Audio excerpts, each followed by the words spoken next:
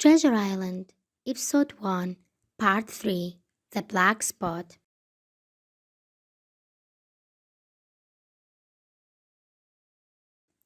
At about midday, I went to see the captain.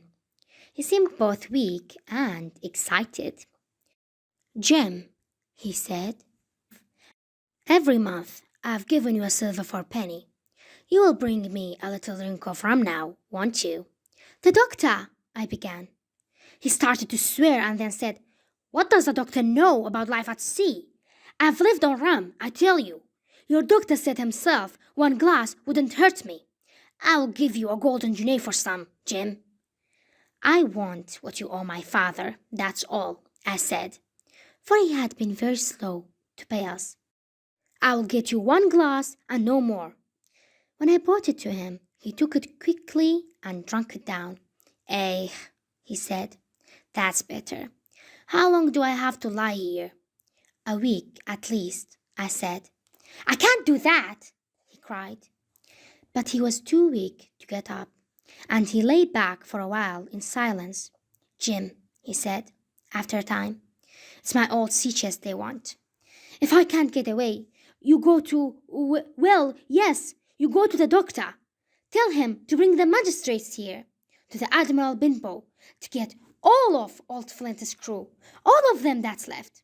I was Flint's first mate, and I'm the only one that knows the place. He gave it to me when he was dying.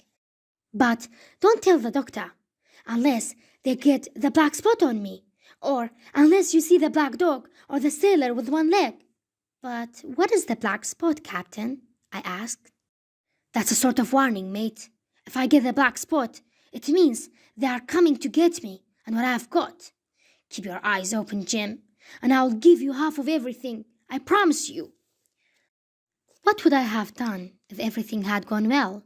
I do not know.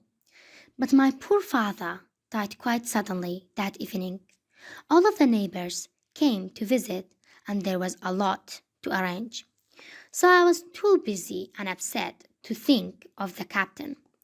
The following day, the captain came downstairs, ate a little, and got himself some rum. On the night before we buried my father, he was as drunk as ever. He sat at the table with his sword ready in front of him, singing his ugly old sea songs. But he was still very weak and seemed to be getting worse, not better. Several days later, on a cold, foggy afternoon, I was standing at the door, full of sad thoughts about my father. As I stood there, I saw someone coming slowly along the road. The man was blind. He was walking along, tapping his stick in front of him. He wore a cloth over his eyes and nose and was bent over. I had never in my life seen such a terrible-looking man. He stopped a little away from the inn, and he said in a loud voice, "Will any good man tell a poor blind man where he is?" "You are at the Admiral Benbow," I replied. "Give me your hand, young friend, and lead me in," he said. I held out my hand, and the horrible man held it hard. He pulled me up close to him and said, "Now, boy, take me into the captain." "Sir," I said, "I can't. The captain is not what he used to be. He sits with his sword ready." "Take me in, or I'll break your arm," he said, and pulled my arm roughly. It was the hardest, coldest voice I had ever heard. I was so frightened that I led him into the room where the captain was sitting.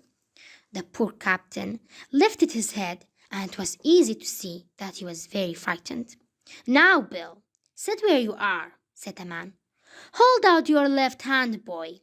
Take his left hand and bring it near my right hand." We both did what we were told, and I saw him put something into the captain's hand, which quickly closed on it. The blind man suddenly went out of the door. I stood without moving and heard his stick go tap-tapping down the street. The captain looked down into his hand. "10 o'clock!" he cried. "I've got 6 hours!" he said, and tried to stand up, but he suddenly put his hand to his neck, and then, with a strange sound, fell face first onto the floor. I shouted to my mother, but it was too late. The captain was dead.